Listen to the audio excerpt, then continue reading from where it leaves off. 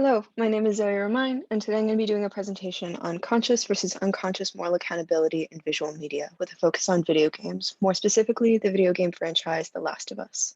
Before we begin, I want to give a quick trigger warning that I will be discussing and depicting topics of murder and violence.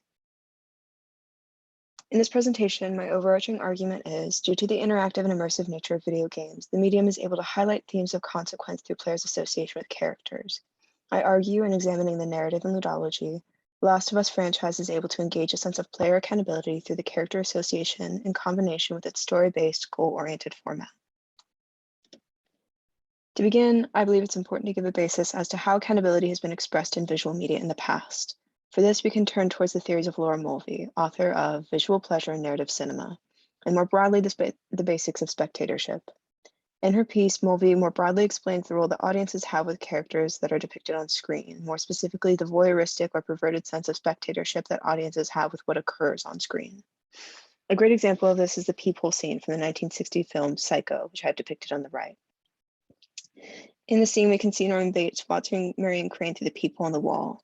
While we're given an intimate look into the acts of Norman Bates through the close camera shots of him, we're also put into the shoes of Norman Bates ourselves, through the perspective shots where we can see directly through his eye line, even going as far to see the drywall of the peephole bordering the camera shot. While this is done to give a sense of unease to viewers and make audiences uncomfortable with their relationship to Norman Bates, when Bates proceeds to kill Marion Crane later on, audiences aren't held accountable for the acts of violence he commits, because while they had intimate knowledge of his perverted acts, there was nothing they could do to interfere.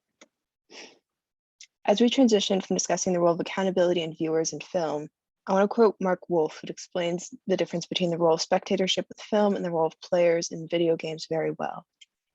He says, while films traditionally position the spectator to identify with the main character through the point of view and other techniques of searcher, the actions of the player on-screen surrogate character in video games are controlled by the spectator/player who vicariously experiences the same through the on-screen surrogate as a participant, not just an observer.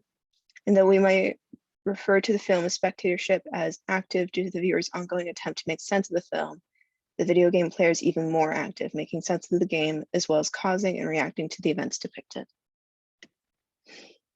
One really important way this is done is through choice-based games. For example, we can see on the left images of the video game Undertale, released in 2015 by Toby Fox. In this game, he plays an unnamed genderless character who's dropped in the middle of a strange new world filled with monsters.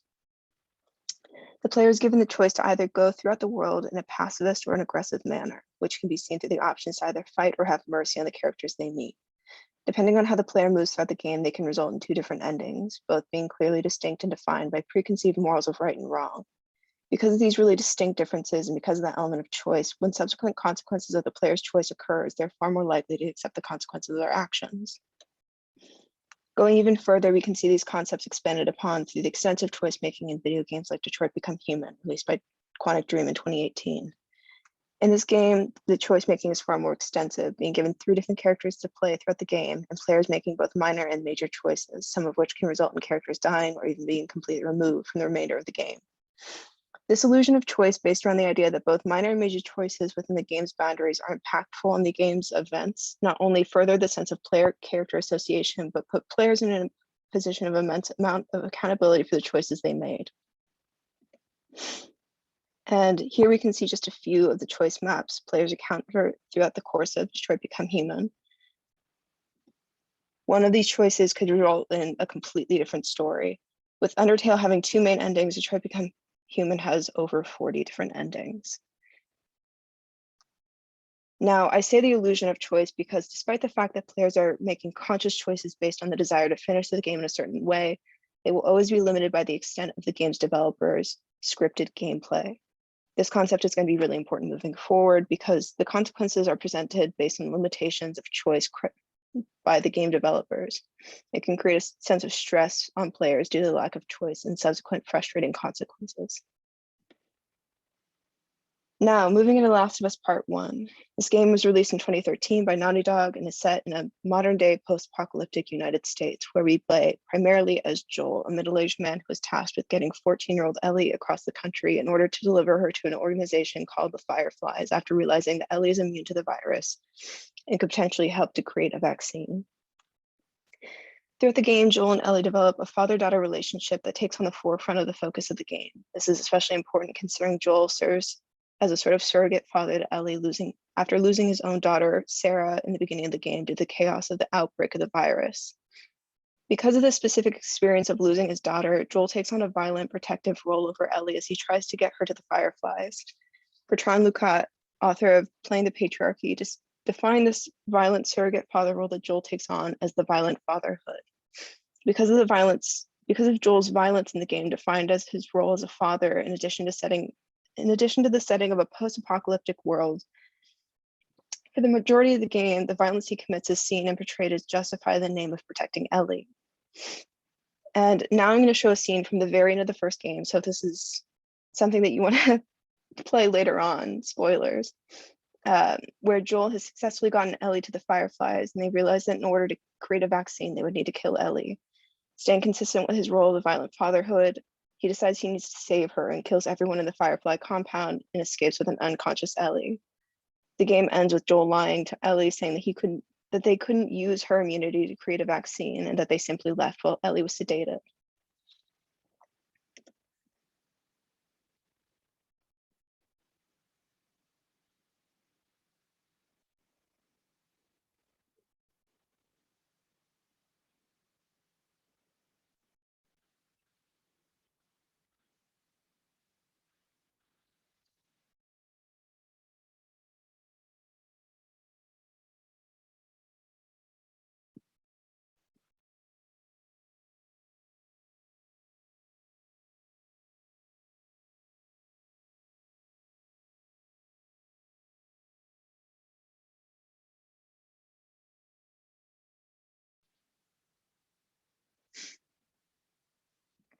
So, emotional scene. Moving to The Last of Us Part 2, which was released last year in 2020 by Naughty Dog. This game is set 7 years after the ending of the first game and begins with Ellie and Joel having settled independently in a small town and having somewhat grown apart. It's especially important to note that in this game, players no longer control Joel, but now control Ellie.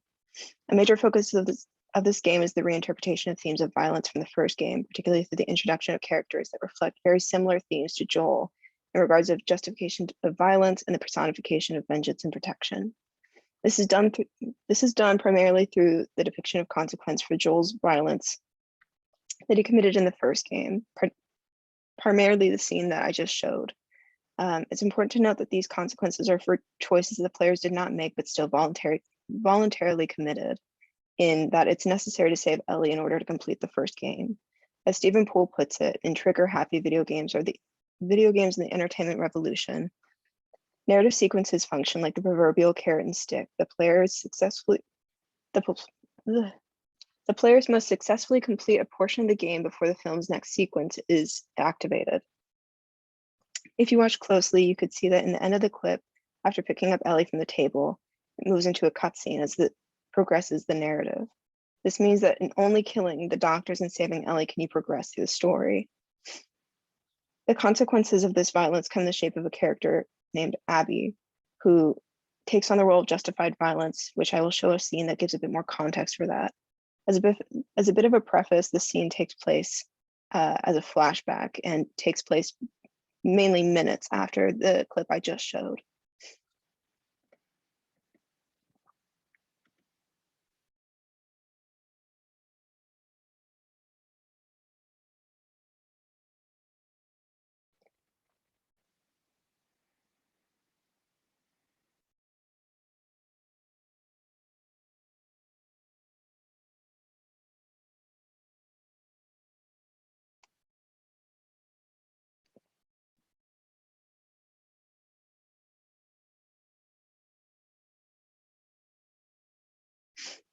So to make sure that everybody understands what just happened in that scene, we see Abby enter the same surgery room that Joel just shut up in order to save Ellie, and she finds her father, who happened to be the surgeon about to operate on Ellie, dead on the floor.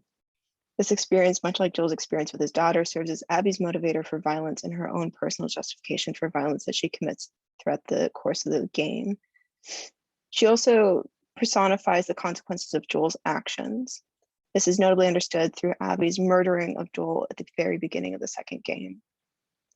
For many players, this consequence of Abby killing Joel out of vengeance for her father, an action that they were prompted to do without choice, left them feeling frustrated and angry, especially considering at this point Joel is a character that they spent hours learning about, playing as, and bonding with in the first game. This anger and frustration serves as a completely intentional choice in order to allow players to embody the emotions that Ellie's character feels. These feelings of anger are also conflicted because for portions of the game, players will control Abby and begin to understand her life and background, giving her more depth to her actions and its impact on Joel and Ellie's storyline. This can be easily interpreted as commentary on consequenceless violence and the idea that commonly in video games, violence is not only accepted but encouraged, whether it be for levels, points, or moving the story along. And because The Last of Us took a risk in depicting this unconventional route of the depiction of consequence for its violence, it's pretty poorly received, with tons of angry fans of the death of Joel, some even going as far as to send death threats to the actor who portrayed Abby. And in conclusion, concepts revolving around the accountability of violence are perceived and adapted to by players and viewers depending on the method in which they engage with it. The choice to make a hard-hitting death of a beloved character a consequence of an undecided but yet voluntary event instills more intense emotions than one of a scripted choice-based event. Thank you so much for watching, and here is my works cited.